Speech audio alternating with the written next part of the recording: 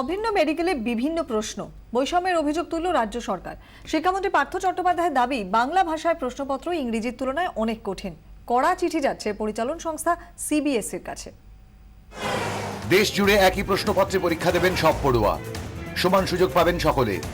সেই পরীক্ষার ভিত্তিতেই বেছে নেওয়া হবে ভবিষ্যতের ডাক্তারকে। উদ্দেশ্য ছিল এমনই, বাস্তবে হলো কি? ইংলিশের যে প্রশ্নপত্র তার থেকে অনেক বেশি কঠিন বাংলা ভাষার প্রশ্নপত্র। ইংরেজির পাশাপাশি আঞ্চলিক ভাষাতেও প্রশ্নপত্র ছাপানো হবে। এই সমঝোতার ভিত্তিতেই অভিন্ন প্রবেশিকায় রাজি হয় রাজ্যগুলি। সেখানেই গোলমাল। রবিবার পরীক্ষার্থীদের অনেকেই অভিযোগ করেন, ইংরেজি ভাষার প্রশ্নপত্রের থেকে বাংলা ভাষার প্রশ্নপত্র অনেক কঠিন হয়েছে। সিবিএসই বোর্ড পরিচালিত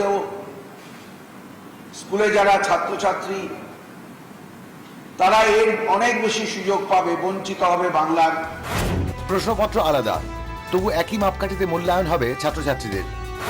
নম্বরের ভিত্তিতে অভিন্ন মেধা তালিকা থেকেই বেছে নেওয়া হবে পড়ুয়াদের। পরীক্ষার পরেই উচ্চশিক্ষা দফতরের দ্বারস্থ হন অভিভাবকদের একাংশ। সরকারি হস্তক্ষেপের দাবি ওঠে। আমরা এই ব্যাপারে সিবিএসই বোর্ডকে নিশ্চয়ই চিঠি দেব, যারা এই পরীক্ষা নিয়েছেন। অভিন্ন প্রবেশিকা নিয়ে গোড়া থেকে আপত্তি ছিল রাজ্য সরকারের। সিলেবাসের সমস্যা তো রয়েইছে। কিছু কিছু পরীক্ষার্থীর সিটও পড়ে বাড়ি থেকে বহু দূরে, তার উপর দু রকম প্রশ্নপত্র।